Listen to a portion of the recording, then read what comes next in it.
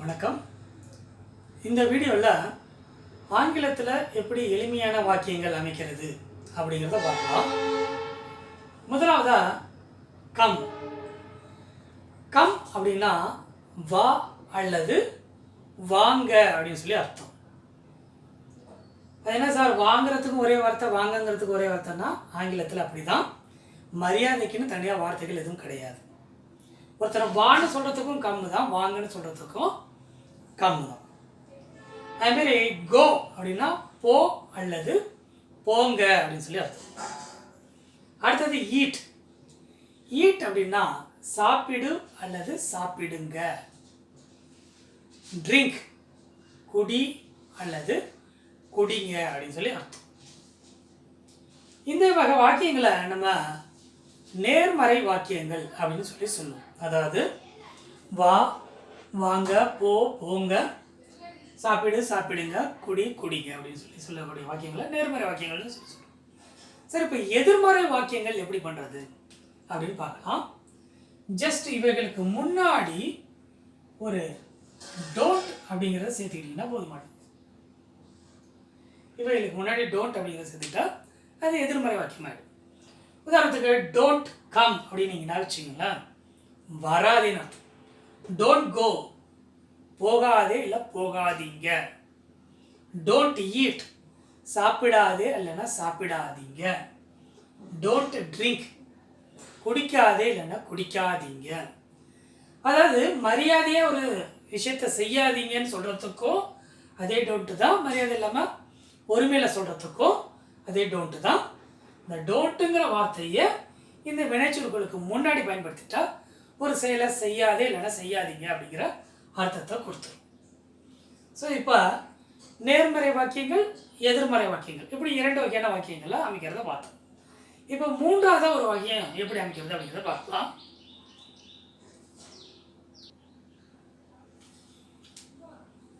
இப்போ மூன்றாவது வாக்கியம் எப்படி அமைக்கிறது பார்க்கலாம். கம்முன்னா வா வாங்கன்னு பார்த்தோம், கோன்னா போ போங்கன்னு பார்த்தோம், ஈட்டுனா சாப்பிடு சாப்பிடுன்னு பார்த்தோம், ட்ரிங்க்னா குடி குடிங்கன்னு பார்த்தோம். இப்போ பார்த்தீங்கன்னா ஐ அப்படின்னா நான் என்று அர்த்தம். ஐன்னு என்ன அர்த்தம்? நான் என்று அர்த்தம். இந்த ஐயை இவைகளுக்கு முன்னாடி சேர்த்துறோம். எப்படி? உதாரணத்துக்கு ஐ கம் சொல்கிறோம். ஐ கம் அப்படின்னா நான் வர்றேன் ஆயிடும். நான் வரேங்கிறதுக்கு ஆங்கிலத்தில் ஐ கம் அப்படின்னு சொல்லுவோம். சரி, நான் போகிறேன், ஐ கோ. ஐ கோ அப்படின்னா நான் போகிறேன். நான் சாப்பிட்றேன், ஐ ஈட். ஐ ஈட்னா நான் சாப்பிடுறேன். நான் குடிக்கிறேன், ஐ ட்ரிங்க். ஐ ட்ரிங்க்னா நான் குடிக்கிறேன்னு அர்த்தம். இப்போ பார்த்தீங்கன்னா ஐ கம் நான் போகிறேன், சாரி நான் வரேன். ஐ கோ நான் போகிறேன். ஐ ஈட் நான் சாப்பிட்றேன். ஐ ட்ரிங்க் நான் குடிக்கிறேன். ஸோ இவைகளும் நேர்மறை வாக்கியங்கள் தான். ஓகேங்களா?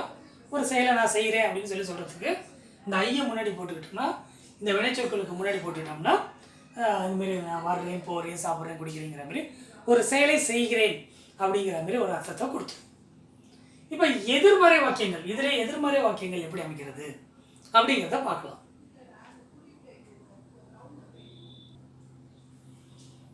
இப்போ எதிர்மறை வாக்கியங்கள் அமைக்கிற முறையை பார்க்கலாம். ஸோ ஏற்கனவே நான் சொன்னேன், ஓகே, கம்னா வா வாங்க, அதுமாரி வராதே வராதிங்கிறது டோன்ட் கம் அப்படிங்கிறது அதே ரூல் தான். திரும்ப இதுக்கு முன்னாடி டோன்ட் அப்படிங்கிற ஒரு வார்த்தையை சேர்த்துருங்க. இதுக்கு முன்னாடி என்ன சேர்க்குறீங்க? டோன்ட் அப்படிங்கிற வார்த்தையை சேர்த்துருங்க. டிஓஎன்டி டோன்ட். இப்படின்னா என்ன அர்த்தம்?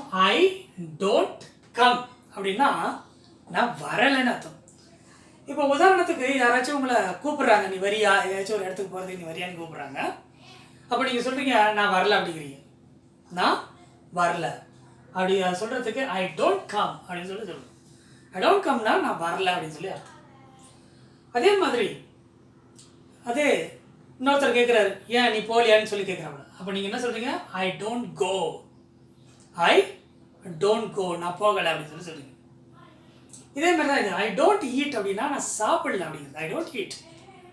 நிகழ்காலத்தில் சொல்லக்கூடிய வாக்கியங்கள் இதெல்லாம். ஓகே, அதாவது ப்ரெசன்ட் டென்ஸில் நான் சாப்பிடல அப்படின்னு சொல்லி ஐ டோன்ட் ஈட், நான் சாப்பிடல.